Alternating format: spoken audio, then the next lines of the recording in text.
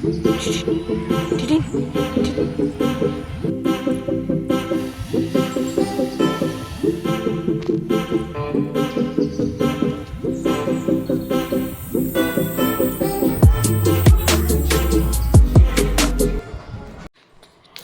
Hall welcome back to Bindu vlog Kannada. ಎಲ್ಲರೂ ಹೇಗಿದ್ದೀರಾ, ಚೆನ್ನಾಗಿದ್ದೀರಾ ಅಂತ ಹೊಸ್ದಾಗಿ ಯಾರೆಲ್ಲ ನನ್ನ ಚಾನಲ್ ನೋಡ್ತಿದ್ರೆ, ನನ್ನ ಹೆಸರು ಬಿಂದು. ಮತ್ತು ಯಾರೆಲ್ಲ ಚಾನಲ್ನ ಸಬ್ಸ್ಕ್ರೈಬ್ ಮಾಡದೆ ವ್ಯೂ ಮಾಡ್ತಿದ್ರೆ ದಯವಿಟ್ಟು ಸಬ್ಸ್ಕ್ರೈಬ್ ಮಾಡಿಕೊಂಡು ಪಕ್ಕದಲ್ಲಿರೋ ಬೆಲ್ ಐಕಾನ್ನ ಕ್ಲಿಕ್ ಮಾಡಿ ಅಂತ ಇವತ್ತಿನ ವ್ಲಾಗ್ನ ಸ್ಟಾರ್ಟ್ ಮಾಡ್ತಾಯಿದ್ದೀನಿ.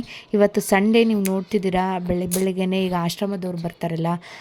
ಪಾಪ ಒಂದು ಹುಡುಗಿ ಇನ್ನೂ ಚಿಕ್ಕ ವಯಸ್ಸೇ, ಒಂದು 20 ವರ್ಷ ಅನಿಸುತ್ತೆ, ಜೋಳಿಗೆ ಹಾಕ್ಕೊಂಡು ಮಗು ಅಳ್ತಾಯಿತ್ತು. ನನಗೆ ಅದು ನೋಡಿ ಒಂದು ತಾಯಿಯಾಗಿ ನನಗೆ ಚುರುಕಂತು. ಎಂತೆಂಥ ಪರಿಸ್ಥಿತಿ ಎಂತೆಂಥ ಕೆಲಸ ಮಾಡಿಸ್ಬಿಡುತ್ತೆ ಅನ್ನೋದಕ್ಕೆ ಇದೇ ಉದಾಹರಣೆ. ಅವಳು ಬೇರೆ ರೀತಿ ಕೆಲಸ ಮಾಡ್ತಿದ್ದಾಳೆ ಅಂತ ನಾನು ಹೇಳಿಲ್ಲ, ಬಟ್ ಅವಳು ಮಗು ಆರೈಕೆ ಮಾಡಿ ಅವಳು ಆರೈಕೆ ತಗೊಳ್ಳೋ ಸಮಯದಲ್ಲಿ ಅಂದರೆ ಆಶ್ರಮಕ್ಕೆ ದುಡ್ಡು ಕೇಳೋ ಇದಕ್ಕೆ ಬಂದಿದ್ದಾರಲ್ಲ ಅಂತ ಸ್ವಲ್ಪ ಬೇಜಾರಾಯಿತು. ಟಿಫನ್ಗೆ ಅವಲಕ್ಕಿ ಉಪ್ಪಿಟ್ಟು ಮಾಡಿದರು ಸ್ವಲ್ಪ ಅಮ್ಮ. ಅದನ್ನು ತಿಂದು ಸುಮಾರು ತಿಂಗಳುಗಳೇ ಆಗೋಗಿತ್ತು. ನಾನು ಭಾನುವಾರ ಪೂಜೆ ಮಾಡಿ, ಯಾಕಂದರೆ ನಮ್ಮನೆ ವಾರ ಭಾನುವಾರ, ಇಲ್ಲಿ ಶನಿವಾರ ಇರೋದರಿಂದ ಭಾನುವಾರ ನಾನು ಸ್ನಾನ ಮಾಡಿ ದೀಪ ಹಚ್ಚೋದೇ ಮರ್ತೋಗ್ತೀನಿ ಅನ್ನೋದಲ್ಲ, ಭಾನುವಾರ ಆಲ್ಮೋಸ್ಟ್ ಅಲ್ಲಿ ನಾನ್ ವೆಜ್ ಮಾಡಿಬಿಟ್ಟಿರ್ತಾರೆ, ಪೂಜೆ ಮಾಡೋಕ್ಕೆ ಟೈಮ್ ಸಿಗಲ್ಲ. ಅದಕ್ಕೆ ಇವತ್ತು ಭಾನುವಾರ ಎದ್ದು ಟಿಫನ್ ನಾನು ಮಾಡಿ ಅವನಿಗೂ ಸ್ನಾನ ಮಾಡಿಸಿ ಆಮೇಲೆ ನಾನು ಸ್ನಾನ ಮಾಡಿಕೊಂಡು ಪೂಜೆ ಮಾಡೋಣ ಅಂತ ರೆಡಿ ಆಗ್ತಾಯಿದೆ. ಏನಿಲ್ಲ, ಮಾಮೂಲಿ ಕ್ರೀಮು ಪೌಡ್ರ್ ಹಾಕೊಳ್ಳೋದು ಮರ್ತೋಗ್ಬಿಟ್ಟಿದ್ದೀನಿ ಇವಾಗ. ಅಷ್ಟೇ ನನ್ನ ಸ್ಕಿನ್ ಕೇರ್ ಬಗ್ಗೆ ಅಷ್ಟೇನು ನಾನು ತಲೆ ಕೆಡಿಸ್ಕೊಳ್ಳಲ್ಲ. ತಲೆ ಇನ್ನೂ ಒಣಗಿರಲಿಲ್ಲ, ಈಚೆ ಒಣಗಿಸ್ಕೊಂಡು ಬಟ್ಟೆ ಇಟ್ಕೊಂಡು ಕುಂಕುಮ ಇಟ್ಕೊಂಡು ಇವಾಗ ಪೂಜೆ ಮಾಡೋಕ್ಕೆ ರೆಡಿ ಆಗ್ತಿದ್ದೀನಿ. ಸಂಡೇ ಒಬ್ಬೊಬ್ಬರು ಮನೇಲಿ ಒಂದೊಂದು ಥರ ರೊಟೀನ್ ಹೋಗುತ್ತೆ. ನಂದು ಆಲ್ಮೋಸ್ಟ್ ಅಲ್ಲಿ ಸಂಡೇ ಅಂತಲೇ ಇಲ್ಲ, ಡೈಲಿ ರೊಟೀನು ಇದೇ ಥರ, ಜಾಸ್ತಿ ಏನು ಡಿಫ್ರೆನ್ಷಿಯೇಸ್ ಏನು ಇಲ್ಲ. ಇವಾಗ ಕುಂಕುಮ ಇಟ್ಟು ಬಟ್ಟೆ ಇಟ್ಕೊಂಡು ದೇವರಿಗೆ ಪೂಜೆ ಮಾಡೋಣ ಅಂತ ಹೋದೆ. ನನ್ನ ಮಗಂದು ವಾಯ್ಸ್ ನಿಮಗೆ ಬ್ಯಾಕ್ಗ್ರೌಂಡಲ್ಲಿ ಕೇಳಿಸ್ತಿದ್ರೆ ರಿಯಲಿ ಸಾರಿ. ದೇವ್ರ ದೀಪ ಹಚ್ಕೊತಿದ್ದೀನಿ. ಆಲ್ಮೋಸ್ಟ್ ಎಲ್ಲರ ಮನೆಯೂ ಶುಕ್ರವಾರ ಇಲ್ಲಾಂದರೆ ಶನಿವಾರ ಪೂಜೆ ಇರುತ್ತೆ. ನಮ್ಮದು ಭಾನುವಾರ, ಯಾಕಪ್ಪ ಅಂದರೆ ನಮ್ಮನೆ ದೇವರು ಕಾಲಭೈರವೇಶ್ವರ. ಸೊ ಅದಕ್ಕೆ ನಾವು ಸಂಡೇ ಪೂಜೆ ವಾರ ಮಾಡ್ತೀವಿ. ಇಲ್ಲಿ ಅಂದರೆ ಶನಿವಾರ ವಾರ ಆಗಿರೋದ್ರಿಂದ ಅಮ್ಮ ಶನಿವಾರನೇ ಮಾಡ್ಕೋತಾರೆ. ಭಾನುವಾರ ಇಲ್ಲೇನು ಪೂಜೆ ಮಾಡೋದಕ್ಕೆ ಹೋಗಲ್ಲ, ಅದರಿಂದ ನಾನು ಮಾಡಲ್ಲ ಅಷ್ಟೇ. ಪಾಪನೂ ಪೂಜೆ ಮಾಡಿಬಿಟ್ಟೆ ಕಣಪ್ಪ ಇವತ್ತು. ಬಿಲ್ಲಿ ಬಿಲ್ಲಿ ಬಿಲ್ಲಿ ಬಿಲ್ಲಿ ಎಷ್ಟೋ ದಿನಗಳಾಗ್ಬಿಟ್ಟಿತ್ತು ಪೂಜೆ ಮಾಡಿ. ಸಂಡೇ ಇವತ್ತು ಥರ ಒಂದಿಗೆ ಖುಷಿ ಅಲ್ಲ ಮಗನೇ, ಖುಷಿ. ಚಳಿ ಆಗ್ತಿದೆ, ಆದರೂ ಬೆವ್ತೋಗ್ಬಿಟ್ಟಿದ್ದೀನಿ. ಗುಡ್ಡಿ ಬಟ್ಟಿಟ್ಟಿಲ್ಲ ಗುಡ್ಡಿ. ನಾನು ಬಟ್ಟಿಟ್ಕೊಬಿಟ್ಟಿದ್ದೀನಿ, ನೀನು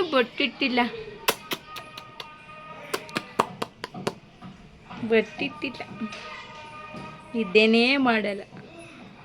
ಇಲ್ಲಿ ನೋಡೋದಿಷ್ಟು ಅಷ್ಟ ಚಕ್ ಅಂತ ನೋಡ್ಬಿಡ್ತಾರೆ, ಚಕ್ ಅಂತ ಟಕ್ ಅಂತ ತಿರುಗಿ ನೋಡ್ಬಿಡ್ತಾರೆ, ಟಕ್ ಅಂತ ನೋಡ್ಬಿಡ್ತಾರೆ. ನನಗೆ ಕಣ್ಣೋಡವ ಕಣ್ಣ, ನೂಲುಪಾಯಿ.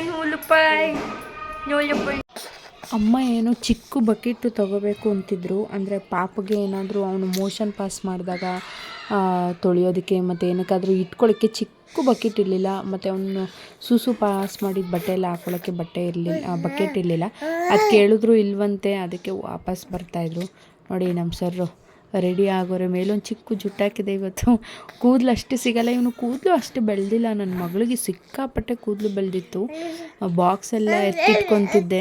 ಅವಳದೇನು ಇನ್ನೇನು ಸ್ಕೂಲ್ ಸ್ಟಾರ್ಟ್ ಆಗುತ್ತಲ್ಲ, ಇನ್ನು 2 ದಿನ ಇರೋದು, ವೆಡ್ನೆಸ್ಡೇಯಿಂದ ಸ್ಕೂಲ್ ಸ್ಟಾರ್ಟ್ ಆಗುತ್ತೆ. ಅದಕ್ಕೋಸ್ಕರ ಮೇಲೆ ಎತ್ತಿಟ್ಟಿದ್ದ ಬಾಕ್ಸು, ವಾಟರ್ ಬಾಟಲ್ಲು ಅದನ್ನೆಲ್ಲ ಅಮ್ಮ ತೆಗೆದು ಕೆಳಗಿಟ್ಕೊತಿದ್ರು.